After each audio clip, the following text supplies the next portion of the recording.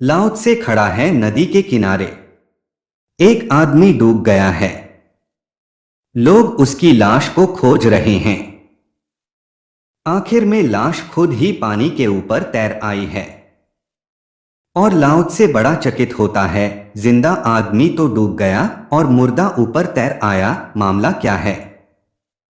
क्या नदी जिंदा को मारना चाहती थी और मुर्दे को बचाना चाहती है? जिंदा आदमी डूब जाते हैं और मुर्दा तैर आते हैं। नहीं, लाओ त्से समझ गया, राज को डोट मुर्दा ऊपर तैर आता है, क्योंकि मुर्दे से ज्यादा और कमजोर क्या? मर ही गया, अब उसका कोई विरोध न रहा। जिंदा आदमी डूबता है क्योंकि नदी से लड़ता है।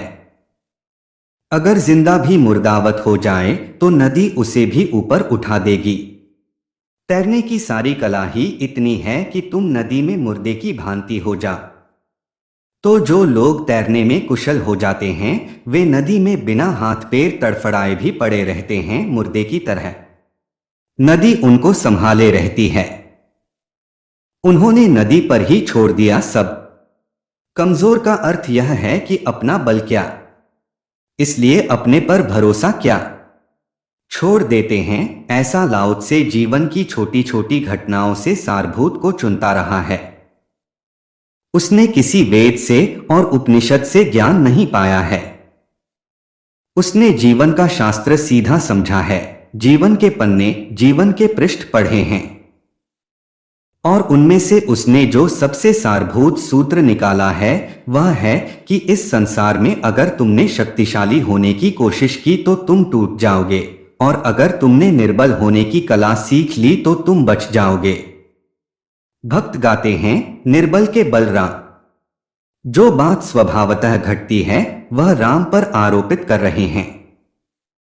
भक्त की भाषा में राम का अर्थ सारा अस्तित्व है। लाओ त्से कोई भक्त नहीं है। वह राम और परमात्मा जैसे शब्दों का प्रयोग नहीं करता, पर बात वह भी यही कह रहा है, निर्बल के बल राम। जितना जो निर्बल है उतना ही राम का बल उसे मिल जाता है।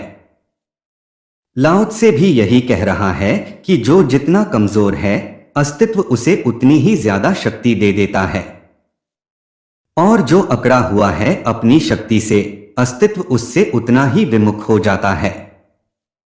जब तुम अकड़े तब तुम अकेले, जब तुम विनम्र तब सारा अस्तित्व तुम्हारे साथ।